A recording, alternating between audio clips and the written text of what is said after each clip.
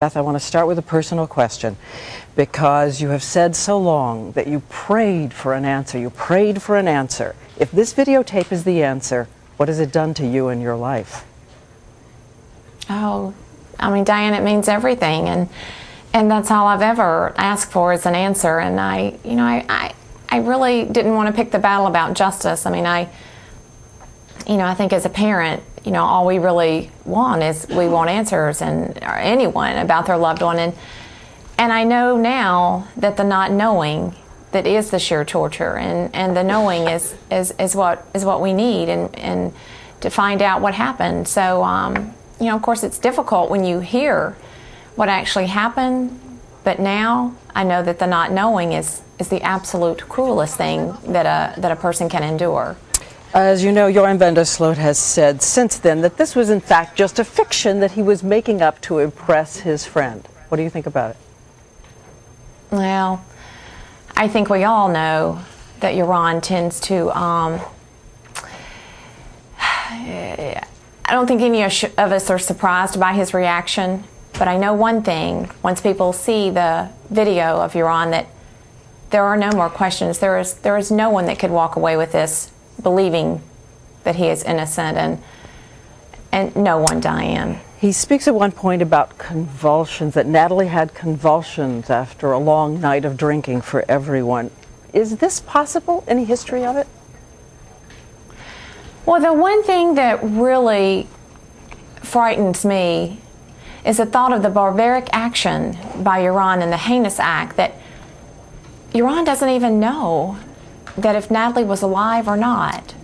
And Natalee never even had the chance to have for a medical doctor or a coroner, anyone. Yes, I want to make it clear, because determine. We do have on videotape a description, whatever he says it was, a description of this, and his answering the question, did you know when she was taken out into the sea, did you know if she was alive or not? Let's listen. Hij heeft bij mij gekeken en hij zei ja, ze is even meer gekozen. Hoe heeft u dat gedaan dan? Nou, we hebben gewoon boven haar gestaan, gekeken. Ja, het was niet goed. Nee, natuurlijk was het niet goed. Dat begrijp ik ook wel dat het niet goed is. Als ik ook in coma raak, hè? Ja.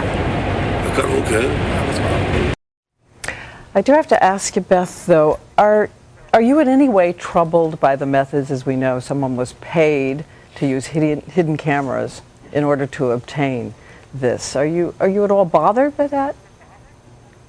Oh, no, I think that, no, I mean, it was just a way to capture the truth for once. I mean, everyone had tried to no avail, and it's just amazing that, how it unfolded, and that's what it took to finally capture the truth from Joran, and that is what we've received. So, I mean, I think it's a gift that what we were given from him.